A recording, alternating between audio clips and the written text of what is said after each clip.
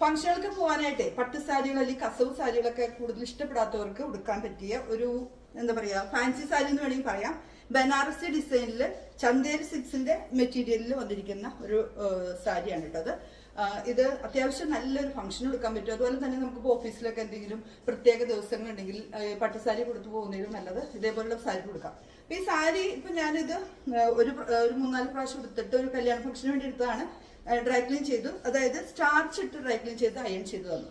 അപ്പൊ കുറച്ച് എന്താ പറയാ നമുക്ക് ഒതുക്കക്കുറവുണ്ട്. അപ്പൊ ഞാനത് ഇതേപോലെ നല്ല ഭംഗിയായിട്ട് ഇപ്പൊ കണ്ടപ്പോ നോക്കിയേ നല്ലോണം ഒതുങ്ങി കിടക്കുന്നില്ലേ. അപ്പൊ ഈ ഒരു പിന്നു ഊരിയാലും നല്ല ഭംഗിയായിട്ട് ഇങ്ങനെ ഒതുങ്ങി കിടന്നോളൂ. അപ്പൊ ഇതുപോലെ സാരി ഉടുക്കാൻ വേണ്ടിയിട്ട് ആഗ്രഹിക്കുന്നവരുണ്ടെങ്കിൽ ചെറിയൊരു ടിപ്സ് മാത്രം നിങ്ങളൊന്ന് ചെയ്താൽ മതി. നിങ്ങൾ ഉടുക്കാൻ പോകുന്ന ദിവസത്തിന്റെ തലേദിവസമോ അല്ലെങ്കിൽ അതിന് ഉടുക്കുന്നതിന് കുറച്ച് നേരം മുമ്പ് ഒന്ന് പ്രീപ്ലീറ്റ് ഇട്ട് നല്ല രീതിയിൽ ഒന്ന് അയൺ ചെയ്ത് വെക്കാം. അപ്പൊ ഞാൻ സാരിയുടെ ഡ്രൈപ്പിംഗ് വീഡിയോ ചെയ്യുമ്പോൾ പ്രീപ്ലീറ്റ് ഇടുന്നത് ഒത്തിരി പേർക്ക് ഞാൻ ഷെയർ ചെയ്തിട്ടുള്ളതാണ്.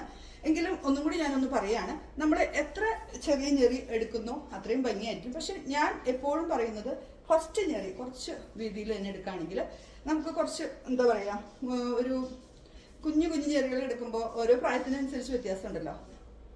സാരി കൊടുത്തു തുടങ്ങി ടീനേജ് കുട്ടികളൊക്കെ ആണെങ്കിൽ കുഞ്ഞു കുഞ്ഞു ഞെറി അവർക്ക് നല്ല ഭംഗിയായിരിക്കും. പക്ഷെ എന്നെ പോലെയുള്ള 50+ ഏജിലുള്ള ആളുകൾക്കൊക്കെ ഇതേപോലെ ഞെറി ഇട്ടാൽ മതി കേട്ടോ.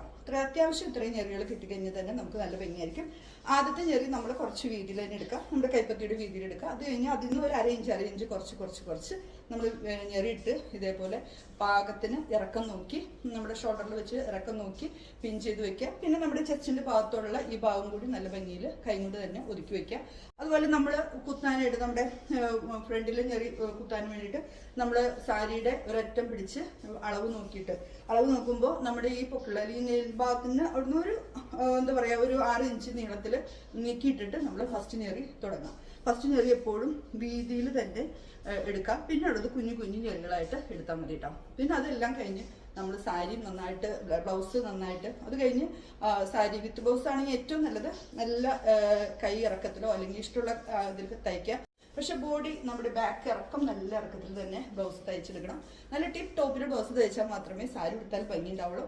അപ്പോൾ അങ്ങനെ സാരി ബ്ലൗസൊക്കെ അയൺ ചെയ്യാം.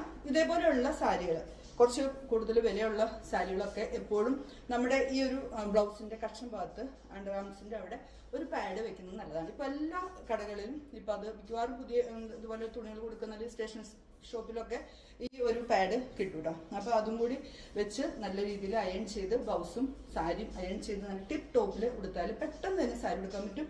ഇങ്ങനെ ഒതുങ്ങി കിടക്കുന്നില്ല അല്ലെങ്കിൽ ഇങ്ങനെ വിടർന്നു പോകുന്നുള്ള പരാതിയൊക്കെ തീരും. കാരണം വെച്ചാൽ ഇത് ത്രെഡ് വർക്കാണ്, ഗോൾഡൻ സെറി വർക്ക് വന്നിരിക്കുന്നതുകൊണ്ട് തന്നെ നമ്മൾ നോർമൽ രീതിയിൽ അപ്പോൾ ഉടുക്കുന്ന സമയത്ത് ഞെറിഞ്ഞെടുത്താൽ അത് നല്ല ഒതുക്കം കിട്ടില്ല കേട്ടോ.